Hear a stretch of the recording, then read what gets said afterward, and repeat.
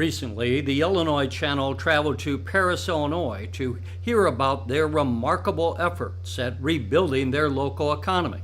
In this segment, we go one-on-one with Ollie Smith, President and CEO of Horizon Healthcare, and hear how they are expanding the services and facilities that contribute both to Paris's economic health as well as the community's well-being.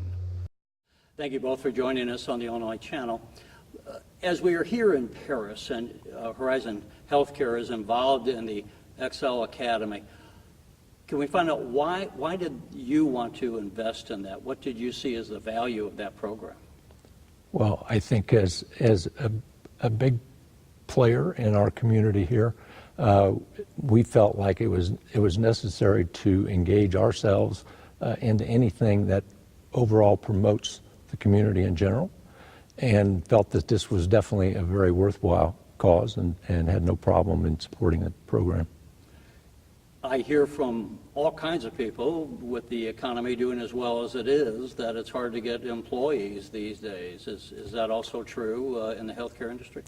It is. In certain areas, yes, there's shortages.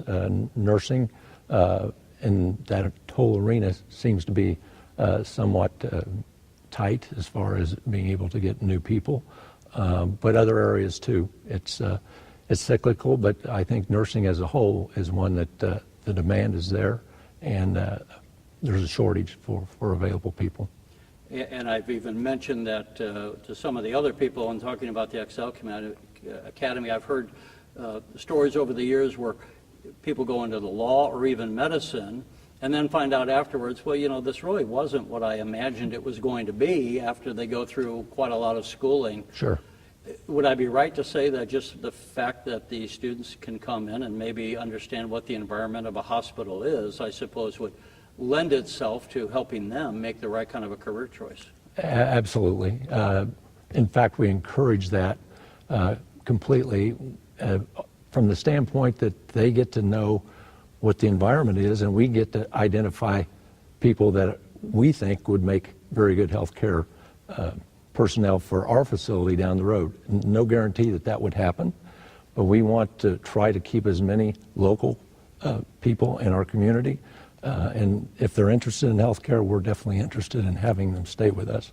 Anyone that's truly local has more engagement in the community and in the facility, so it works, hopefully a win-win for both parties. Yeah, that's true. You don't want to have someone trained and then have them leave, and to the extent that they're wedded to the community, then they're going to be a better long-term employee. Sure. Let's talk about the economic development. I was amazed that to hear about all that has been going on and the level of economic development. That really, to me, is a statement about the leadership in Paris. And again, it's not one person, it's a team effort, but the extent that this small, relatively small community of about 9,000, that a lot of other people would say is in the middle of nowhere, has been so successful in bringing businesses in. And yet I would also say, when any business looks at a community, they're not going to even consider a community if there isn't proper health care in that community. So while you're not billing yourself, I wouldn't think, as an economic development component, you're really, aren't you a key factor in that equation? I feel we are. Again, as you alluded to, anytime a business is looking for a community to be a part of, they're definitely looking at healthcare, education, and various other things, but those are the two biggest things that come to mind. And we need healthcare, but we need good healthcare. And that's been our goal over the last few years, to try to improve on what we had in the past and make it better, make it more accountable to the community and to the patients, and try to bring anything in service line wise that makes sense for our community and that they will support. And that's what we've been doing over the last few years. Erin, when you're in the marketing of healthcare, and a lot of people, I know every hospital has actually some marketing going on, and probably people know that. We'll see billboards and different things. But when you think in terms of, do you ever get involved in any of these conversations when the City of Paris is trying to bring a community in, that maybe you meet with the potential business and kind of explain the healthcare facilities that are available?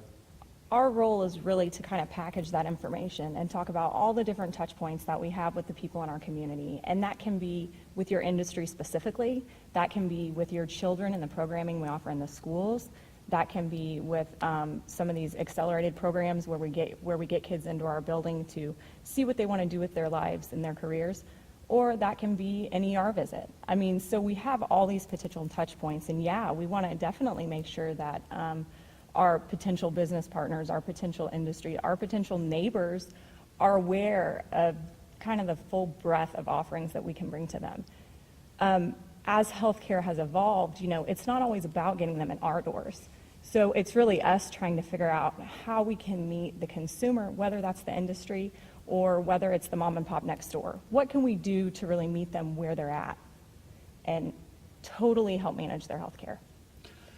Ollie, in a small town, I think Paris, for the sake of discussion, is about roughly 9,000 Yes, residents or so, just to give people an idea. The challenges of healthcare in rural America is going to be a little different than in Chicago, or St. Louis, a major metropolitan area. Sure. There's 2 major hospitals in Springfield. But what was brought up to me as an example, I didn't think about, is some people, when you think of kidney dialysis, I mean, if that's not available in a community, it can be quite a sacrifice. Yes. Where you're going to have to maybe travel several hours away, go through hours more of treatment, and drive back and have to do that multiple times a week, Yes. I would imagine. Yes. Am I correct that you just recently got into providing some new services along those lines? We have, and that's one of our expansion programs we got going now on one of our building projects. We partnered with a large dialysis company, and that we are basically building a building for them to locate and help manage and operate a dialysis center here in community. One of the things that we go through, which helped us identify the need, we have a community health needs assessment that we do every 3 years. We bring different groups of citizens from the communities, surrounding communities, professional people, just off the street type of people that have interest in the healthcare in the community, and with staff and providers that understand different things that are needed to make us more important as far as our development of services for our community. And so that was a need that was identified a few years ago, and it's taken a little while to get there, but we hopefully will have our dialysis center up and running by the end of the year. I can imagine. What are some of the stories you hear? I mean, thank God I don't have to go through that, but what kind of stories did you hear? What kind of a burden was it on the residents here without having that facility? Well, obviously, if anybody understands dialysis, it's before you get to the dialysis treatment, obviously your health is deteriorating and you don't feel well. And so, and every time you go through a dialysis, it helps until the next time you need to go. And so it was always a burden, not only on the patient, because it was a travel that when you're not feeling well, travel is problematic. And it doesn't matter if it's 2 hours or 35, 40 minutes, it's problematic for you. And then the other side of that equation is having the support to get you back and forth to your treatments, because normally it's a three times a week type of treatment for dialysis patients. So you're on a regular schedule, and once you get there, then you're there for 2 to 3 hours. So, it's not like you can go in 15 minutes, come back. You go, you're there, and whoever's supporting you may have to stay, they may have to come back. So there's a lot of issues that come up with that program. And so by having it closer to home where they can, it's a more of a local setup, it allows them and their support group to deal with that much easier. I recently had an employee stop me and they said, remind me when the dialysis center is going to open. And so I filled them in on the timeline, and then they said, well, when it does open, we have a patient you need to talk to. They've been going to dialysis in Terre Haute for years, and every time we see them, every time we see their caregiver, they just mention how excited they are and what a difference it's going to make to their quality of life when they'll be able to do that pretty much in their backyard rather than making those trips those, 35-minute trips one way, 3 times a week or better. When, as I understand, your Horizon Healthcare has actually gone through a number of expansions. I mean, the Yep. dialysis is coming up, and congratulations on that. What is driving the growth that you've had of recent years? Well, I guess one of the things that I would have to, and I will bring Erin in on this conversation a little bit, I think the awareness of what we are doing. It's not that we've never been here and we're a new entity. We've been here. I think we've tried to make deliberate changes to make things better in our facility as far as the care and upgrades in service lines. So it's more about an awareness of what we do offer. And we had a campaign a couple of years ago relating to that very fact. Just the community needs to be aware of what we are. And our thought on that theme was, give us another try. Sometimes people try something, it doesn't work, they move on. And I think we made enough of a change over the years that people owed it to themselves to at least come in and see what we do now. And it's up to us to make sure that we provide what they're looking for. Well, and I know the lighting company here in town, North American Lighting, so they have been expanding a number of times, and of course their employment level, and then that gives you the potential of new, I don't want to say customers, but patients. And it would seem to me, Erin, it's funny, I'm probably representative of a lot of people. We've not Sure. worked in hospitals. We think we go to a hospital when we're sick. But on the push-pull, Yep. It's tricky. there's also the thing that maybe you could address this phenomenon. If I go to the hardware store because I need a hammer, I'll inevitably walk out with, 5 or 6 other things because once oh yeah, I also need that. Sure. Is that somewhat the same thing where maybe, it's not just the thumb that we hit ourselves on that we need to have looked at, but, well, yeah, now that we're here, my sinuses do need to be looked at, or my eyesight, or whatever. I think that sometimes that can be the case, especially as not just our communities, but our culture really makes that shift to preventative medicine. So there are a lot more boxes to check. You don't just come in once every 5 to 7 years when, the sinus infection lasted a little longer than usual. It's really that encouragement that you are forming a relationship with that primary care provider and you are going through the preventative medicine check boxes so that we can really keep you healthy. That's kind of how the dynamic of medicine has shifted, and that's what we have to be prepared to shift for as well. I think that part of what's also maybe been key to all of this is the dynamic of primary care. When you look at an organization of our size, a 25-bed critical access hospital, and then a number of little rural health clinics, you're going to know that our bread and butter is always primary care, right? But medicine is evolving such that primary care is now a lot of things.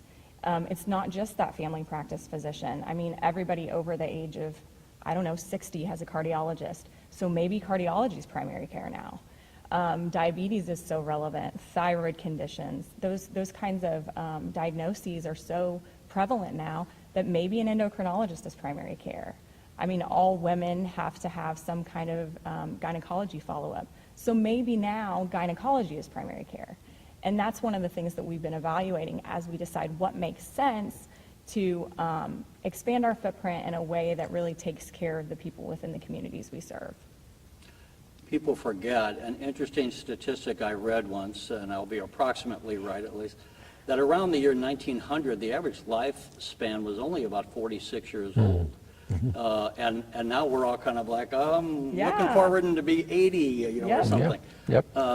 And as you were talking, it made me think, how did people live and get health care out on the prairie? They didn't, and that's Sure. why they died so young. So a lot of times these might be a relatively minor thing that we can do now. Extends our life greatly. Let me just, before we close out, your healthcare challenges are not going to be the same as a downtown Chicago or a major metropolitan area. Right. What would you want people, maybe the lawmakers or just anyone, what should we understand about the challenges of rural healthcare that maybe are often underappreciated? I think probably the main thing is we are in a different setting. We operate under different stresses as far as financial, especially. We have programs in place right now that I think are doing an adequate job, at least from the small hospital, rural hospital setting, that helps support some of the programs that are going on. I know my major concern is that they are looking to reduce some of that type of funding. I think that Is that state or federal? actually both in different situations, but both from the state level with Medicaid, from the federal level from Medicare type of programs. I understand that they want to reduce health care costs. I agree with that best you can. It just needs to be in a very deliberate and hopefully proactive approach when it comes to being able to support the facilities that are making those changes, trying to make those changes to abide by what they are wanting to get done. I just think that's if they can keep their eye on that piece and not force unsupported mandates for rural communities, that's problematic. I think rural hospital. What would be an example of a unfunded mandate on a rural community? Well, we're in a situation now that we are on the federal side. We're participating in a program, affordable care organizations, which actually try to reduce the spend on Medicare patients. For our Medicare patients that have been identified for us, we are being incentivized to try to reduce the cost of their health care. And that is a great idea. It's a great concept. But the thing is, there's only so much money available for that, and everybody is fighting for that piece of the pie when it comes to the incentive piece.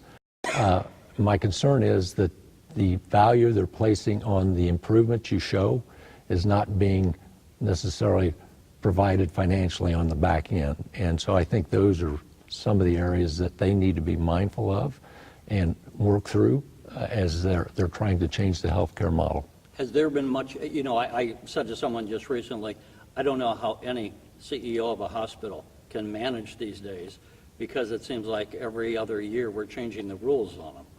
It's true. We got the Obamacare, now we're not going to have Obamacare, and how do you make long-term being maybe 3 years, decisions when you don't know what the compensation level is going to be on these programs, what your cash flow is going to be, or what other regulations are going to be put on you?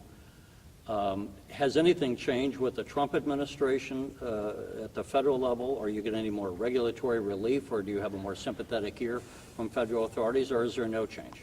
Well, I think bottom line with the Trump administration, they've more or less come out and said that they're willing to tweak some things, but the overall concept of less cost to health care is still going forward. That's the major agenda at the federal level and the state levels too. I don't think any way you shape that's going to change. So that's always going to be a challenge for to be very honest, for all hospitals, but really for the rural hospitals, because of the margins that they operate under and the situations that they're put in. And I don't know if I'm using the term right there, but I was with the Hospital Association 6 months ago, and we were talking to some rural hospitals. I think they're called critical care. Critical access hospitals. Critical access. And again, this is where, in so many parts of Illinois, you're the only game in town, so to speak, and so you service physically a much larger landmass, so it's longer on the ambulance rides. There's just different challenges than if you're bringing in someone with a heart attack from 4 blocks away, sure, as you might have in a Chicago or so. Yeah. Were rural hospitals hurt much when we had the budget impasse at the state level? Was that much of an impact on? Yeah, basically it was. And to that extent, are you recovering from that now, or is it like we've dug ourselves into a hole that we're still digging out of? No, we were able to recover from that. What my biggest concern is, we can work through the challenges of not getting payments timely. We've been able to do that. We're fortunate that we're not in a dire situation financially like a number of critical access hospitals and rural hospitals are in general. But my concern is that at some point they decide to zero-sum the game, and all that money that we are owed, for whatever reason, may not be made available to us in the end. So I'm always concerned about something like that. I got into a conversation with a dentist casually one night at a bar in Springfield about a year ago, and he said, the state owes me $600,000. So, Sure. I mean, I think the average person doesn't appreciate how stretched out and the strain that we put on our healthcare infrastructure around the state when we weren't paying our bills. Yep. Do you know offhand the kind of dollars that you're still owed? It varies, but it's. I'll just say it ends Is it up in the tens of millions of dollars? not for us, not a rural setting, no. But we're talking at times $1 million plus, and it varies whether it's our clinic, whether it's our hospital, and also when the legislature decides to allow funds to be released. That's always a constant battle, even though, they may budget things, they don't always release them when, at the appropriate time. So that's a challenge. It really is. And I don't know that we're going to ever get around that at this point, especially statewide. I know the comptroller focused when she did the $6 billion bond just on paying Medicaid bills down, and so she tried to get that done, and it sounds like that probably had a pretty good It's gotten helpful better. impact on you. It's still not, we've not recouped everything at this point. We end up, I can't say we've ever run, they've never paid. It's just the length of time it takes. And that in and of itself creates issues, especially for people that aren't able to, that has the cushion enough to withstand some of that. Yeah, it's another part of the budget process. Absolutely. Sounds boring, but when we bring it down Essential. to where the rubber meets the road, it's about, in many Essential. cases, treating patients and life and death issues. Absolutely. And how to you, as an administrator, meet the needs that are always going to be there on a constant level, even if the money isn't coming in on a constant level. We've been fortunate enough, like I say, at our facility that we have enough, we do have enough funds available that we can withstand a period of time. Never had to make a decision as far as what gets funded operationally and what doesn't, just because of a lack of funds. So hope that day never comes, because I think that would be a very hard decision to make on what you're going to do or not do when everything is vital to the operation. Yeah, that's not the triage we want to No. do. Erin, before I close out, I should have mentioned earlier, talking about the hospital expanding their services, you just recently opened a clinic in town, didn't you? And I think it's right across from some of the new factories in town, which has got to make it convenient for them. Yeah. What was the thought process in that, and to what extent does that clinic, where it's not major surgery, but maybe it's the sinuses or whatever, take pressure off the number of beds that the hospital itself by having that clinic and those services? It's probably a good thing for both the patient and, I would imagine, the hospital staff. The clinic that we recently opened is what we call our Easy Care Walk-in Clinic. So the new building on Route 1 South is actually right across Route 1 from the industrial park, and one half of it is our convenient care, which we call Easy Care. We've had that service for quite some time, but it's just in the last couple of years that we've really amped it up. We've expanded hours, we've taken it off the primary campus, and now we've built a new building. And everything that goes on in that clinic is the convenient care model. So it is those acute things that you want to get taken care of on the weekend, or you don't want to take any time off work, and again with the follow-up of a primary care provider. So that fills one half of the building. The other half of the building is the NAL Health Clinic, which is a clinic dedicated to the employees and covered lives, their families, of North American Lighting, which is one of our major industries here in town. And that clinic is a primary care model. So they have a dedicated provider for that group of people that can see both their acute and chronic stuff. So it can see your diabetes management, your high blood pressure, but it can also see you know, I had a weekend warrior activity and now I'm going to come in on Monday morning and need an x-ray. It can take care of that kind of stuff too. When that clinic's not open, those employees then have access to the other side. So they can also access the convenient care clinic as well. And that's kind of interesting. I mean, I don't know to what extent that's a thing in medicine these days to partner Sure. with industry like that, so that part of what you're providing in that Yeah. clinic is for the general population, but Right. the other is for the employees, so that they have a person on staff to, and I would guess, obviously, by partnering, it also makes the administration, knowing the dollars are there, that it makes, even when you're running healthcare facility, you got to still make the dollars work. And that, Absolutely, helps. absolutely.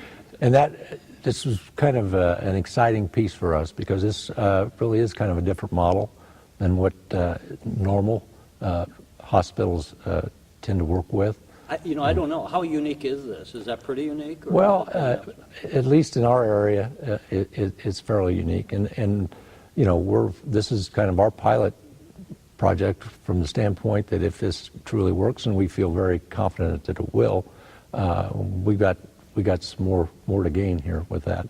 It's one of the things I think that we're looking forward in the future at being much more of a proactive medical facility than reactive, because the old model to me was that's what you do. People come in and you react to what for someone to get hurt, right? Yes. Yeah. This is along with wellness initiatives that we've got going on, and along with this, it's a way to kind of control things on the front end a little better and work with patients before they get into those situations. Identify some of the issues that they do have with screenings and things like And it that. might just be weight loss. It might be go out for a Absolutely. walk. It might be your blood pressure is high. Let's get that treated. Yes. And that's also part of the whole formula, isn't it, of bringing down the cost of healthcare? Absolutely. I think that one of the things we also have to make sure that we continue to do is find the niches within healthcare where we can actually be better because we're rural.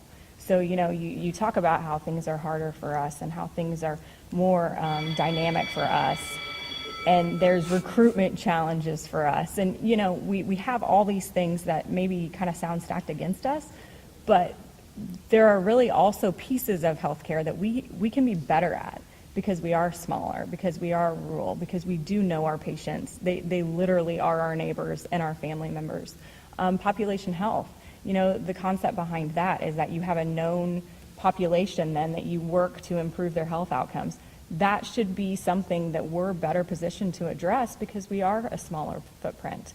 So I think that that's really kind of important for us to kind of keep as an initiative too, is to look at those areas within healthcare that we can really shine.